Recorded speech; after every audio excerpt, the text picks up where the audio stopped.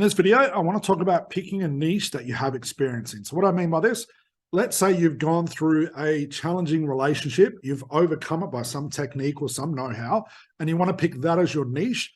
Is that a bad thing? And do you really need experience in order to be good at that niche?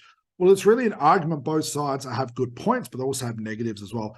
My view on it is just to be very, very careful picking a niche that you have experience in. Why? Not in terms of social media, not in terms of knowing about that niche. That's really a good thing, actually. It can actually help people see you as the expert. What I'm talking about is the therapeutic breakthrough. We all know that as therapists, it's very, very hard to help somebody solve their problem when you as the therapist is trying to solve the problem for you. But also at the same time, if you start to feel a lot of sympathy for this person, empathy is fine, but sympathy where you start feeling like, oh my God, I've been through this problem before. I want you, my client, to overcome this because it's going to be amazing. You will go into what I call fix-it mode. Now, I've talked about this before. Look in our catalog, just type in Scott Jansen, don't become a fix-it therapist, and I'll explain that point more.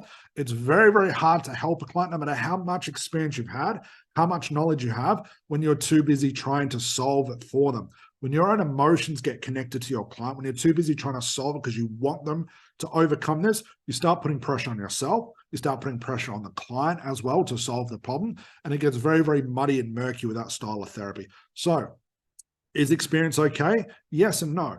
Just be aware that, try it for yourself. Be aware that if you work with clients that you've had experience with, an emotional experience with, and you find it very, very hard to have a breakthrough, it's more than likely becoming because you're trying to solve them. You've got too much sympathy for that person. You've got too much love and care and connection to that person because you see yourself in their shoes as well. It gets very, very hard to do therapy at that point. So for example, I was never a smoker. I was just good at helping people quit smoking. No experience whatsoever, okay? Would it have helped? Don't know, probably not. I'd have to smoke, I would have had to smoke to find out. But my point is I didn't need experience to help these people. And in hindsight, I really think it did help because I didn't have to be in their shoes in order to experience. Now, when it came to social media, it might have helped that I had a bit more understanding, but how did I overcome that? I just researched it. I read the books.